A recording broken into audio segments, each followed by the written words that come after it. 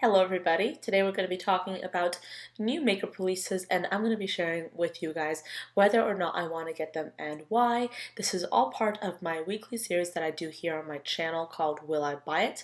This is a series inspired by Samantha March in which every single Sunday I sit down with you guys and I talk about new makeup and whether or not I want it and why. Today is like the first time I'm filming in like a week. So I don't know, I kind of feel awkward because lately in the past 2 weeks, I've not really been filming that much whatsoever, which is weird considering I usually film a ton. And now I feel weird because I got a cold sore, so that's sexy. My voice is raspy because I've been sick for like 2 weeks, and it's dark because I will admit today I was terrible with time management and I basically was like, yeah, sure, I can film at 5 o'clock, and then it got dark. So then I spent like about 25 minutes trying to have like some sort of lighting set up so I would not be in the pitch black darkness. So this is what we're going to be doing today. It's kind of darker than usual. Yeah, this is my backlighting, all right? Does it make much difference? I don't think so. This looks so weird. Let's talk about Wet n Wild. They're coming out with a 32 pan eyeshadow palette for $15. And this is based on their Color Icon eyeshadow palettes. For a very long time, Wet n Wild was just talked about as being the drugstore brand that had like, the really inexpensive eyeshadow palettes. They had those traditional eyeshadow palettes that had like, I think, about 8 pans and they were like $4.99 and that was so revolutionary that they were so inexpensive. Then they reformulated them and they redid those palettes and they came out with these Color Icon eyeshadow palettes.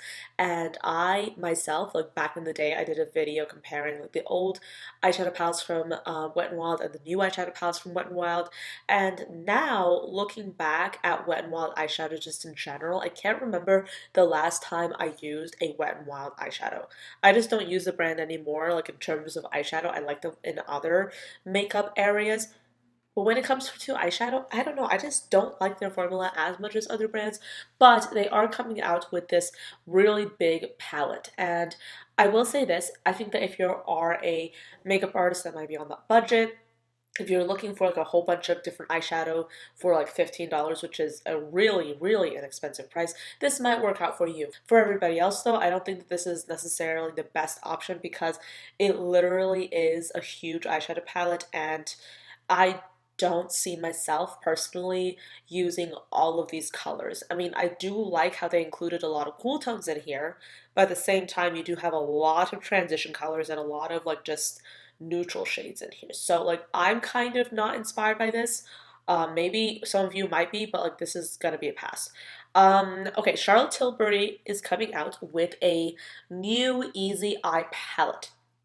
This is called the Charlotte Darling palette, and it has 6 pans of brown colors, and it's like really, it's like there's almost no gradient in this palette. I mean, I'm sure that like once you swatch with it, like once you work with this palette, you might have some sort of like variety in shades. Of course, I have this opinion because I'm somebody who loves color. I love drama. I love just experimenting with makeup on like another level, and I feel like this is a great palette if you are the customer that Charlotte Tilbury's brand is aiming to attract. That in my mind makes me think that their primary customer base is somebody who is very well established, somebody who has a lot of money to spend, I would assume. And I feel like this, if you're looking for like that timeless look, this might be a good product. And yet another thing that I find very unappealing about this palette is the fact that it's $57. It's $57. No, I don't want to be spending that kind of money on an eyeshadow palette if it's so tiny. So ColourPop is releasing a collaboration with Pony Makeup and ColourPop Cosmetics. This is inspired by Bubblegum Pink, and they have a whole bunch of stuff in here. They have some Super Shock shadows, an eyeshadow palette, an ultra blotted lip trio, some cheek stuff, basically a whole bunch of stuff in here. I'm going to talk mainly about the eyeshadow palette because like that's what draws me into talking about this collection in the first place. But the eyeshadow palette just in general is a little bit, well, very much underwhelming for me. I get that they're trying to work with like pink tones and probably make them seem a little bit more approachable, but the fact that the entire like theme around this collection is so bubblegum themed, and the fact that the palette doesn't really reflect that, there's no shade in here that looks like it's a bubblegum pink shade, it really just kind of, it's very underwhelming for me, and that makes me not want this collection. You have at least two pressed glitters in this palette, and as far as I know, ColourPop's pressed glitters are not eye safe, which makes me want this less and less. So this is definitely going to be a pass.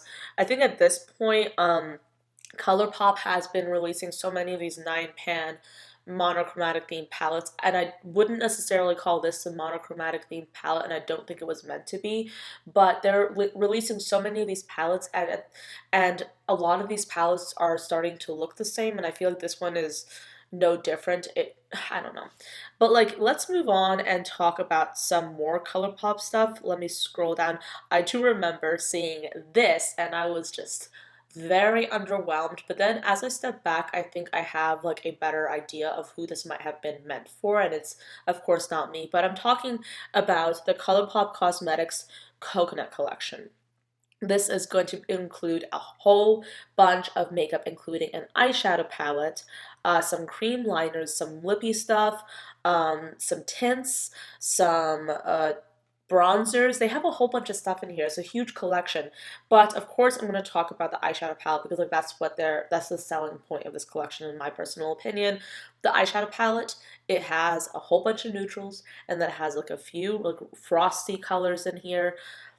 Oh my gosh, if you're somebody that is new to makeup and you want a good, reliable eyeshadow palette with like a good gradient of browns and a few highlight colors, this would be ideal for you. If you're anybody else, this palette is really underwhelming because yes, it is a curated selection of browns. However, if you are a makeup lover already, if you already have a pretty sizable collection, guess what? You already have a whole bunch of these shades. So this is like another release from ColourPop that in my mind is not very unique. It's not very like just groundbreaking. It's just them repackaging an old concept and releasing it in a way that is slightly new, but still very underwhelming in my personal opinion. Speaking of underwhelming, let's talk about this. This is the Morphe Electric Nights collection. So, as Morphe does, they have released a ton of items in this collection, including an eyeshadow palette. We'll be talking more about this in a bit. They also have some highlighter things, some brushes, setting mists. But I want to talk about the eyeshadow palette because when this eyeshadow palette first launched, like when it was first revealed, I think that there was like some sort of like a controversy going around that like Morphe like somehow shaded James Charles by coming out with this palette because it's so similar. It looks so similar to the James Charles palette that we've all seen by now. I don't think that they're shading James Charles. I just think that it's Morphe being completely like just not creative. Plus, like, here's the other thing. Why would they shade James Charles when they literally work together, But I digress. This palette is, I think, just another way, another mechanism to prove that Morphe is inherently not necessarily a brand that puts much effort into being creative. Rather, they put a lot of effort into marketing, into making us want to get their products, which just when you look at the bigger picture, their products literally look so repetitive, and this is another example of that. I think that if you already own the James Charles and Morphe palette, I already do myself, this is not necessarily anything new. Rather, I just think that this is just like a repeat of some of the shades that were in that palette. And am I inspired by this? No. Rather, I do think that the packaging is so much more exciting than the actual product inside. I feel like if Morphe had just taken this concept and maybe created a palette that even had 15 shades in it, that had 10 shades in it, it would be so much more enjoyable and so much more inspiring rather than releasing yet another rainbow palette that has a whole bunch of neutrals in here, lots of pops of color, and just seems very overwhelming. I mean, how many times can you market this kind of concept? I don't really know. All right, so we have JJ Cosmetics. They are launching an extension of their liquid lipsticks for fall, and this includes 8 new colors. And I will say this, I'm like right now, I'm not in the market for new liquid lipsticks at the moment. I'm just not interested in them right now. I'm more interested in like the light glossy kind of look, if I do say so myself.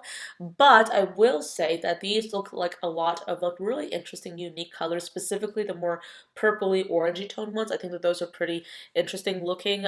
If you are interested in getting this set, it is retailing for $48.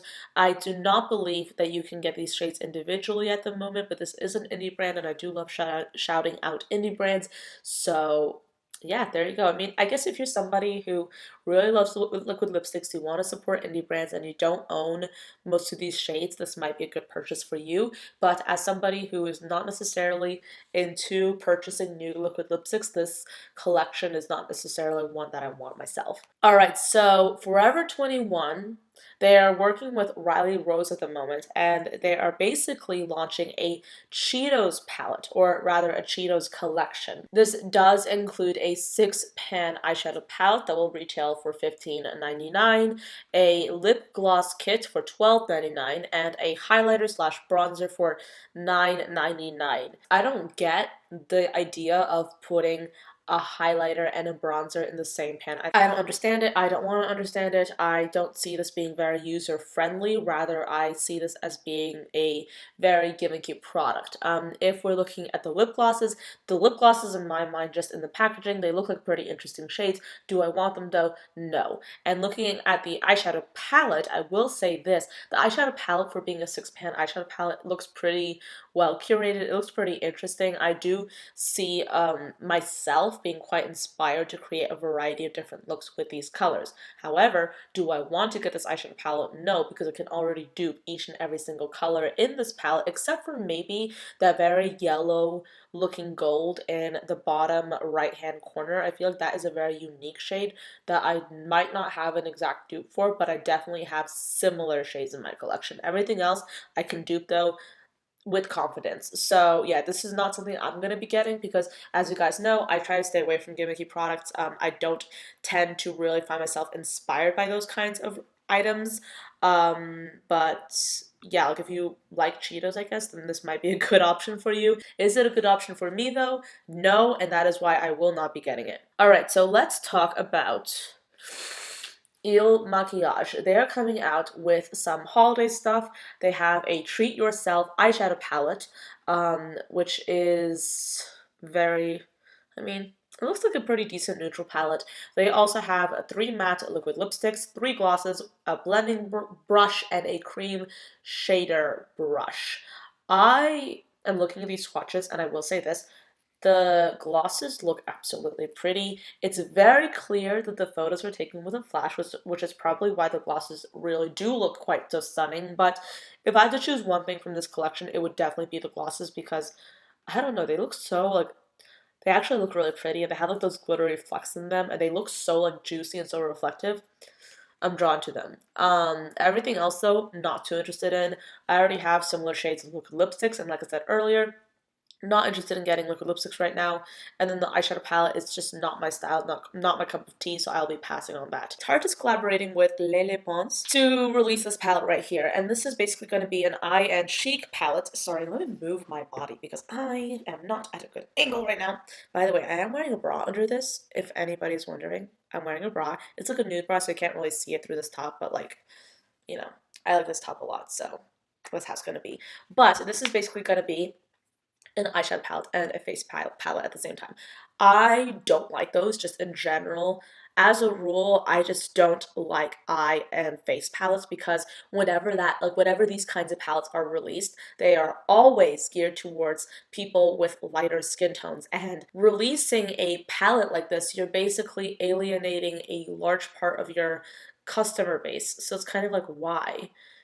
So like, I just don't get it. I'm not interested in this palette. I just don't think it's very inspiring. And here's the thing, I don't see Lele as being somebody who is actually genuinely interested in makeup, so this just stinks of a cash grab, in my opinion. I don't. I've talked about this before in other videos, and I actually did a video talking about like why celebrities are getting into the makeup world. And I do see Lele as a YouTube celebrity, but I don't necessarily see her as somebody who has a part in the makeup world or has a genuine part in the makeup world. So therefore, I count her as somebody who is just most probably getting into this because she sees a huge potential to make a lot of money. So naturally, I'm just underwhelmed. So yeah, this is just nothing I'm interested in. I do want to talk about House Laboratories. This is the makeup brand that was created by Lady Gaga, and they have released or they have revealed their Holidays 2019 collection.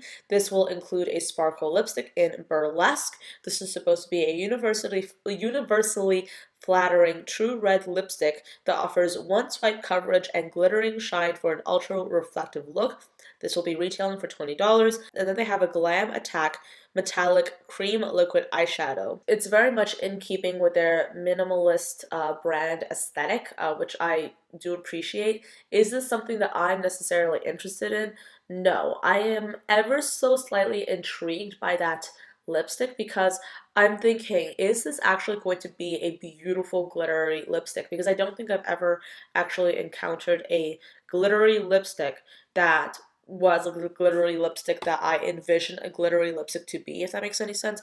Because usually, like the glittery lipsticks that we normally see, or I normally see, are just very underwhelming. But I'm thinking, is this something that is actually going to be saturated with glitter? Is it something that will look like super popping? Is it something that will actually look like a super glittery lipstick whilst still being moisturizing? I have no idea. I would love to see reviews. Am I going to be getting this and experimenting with this collection myself though?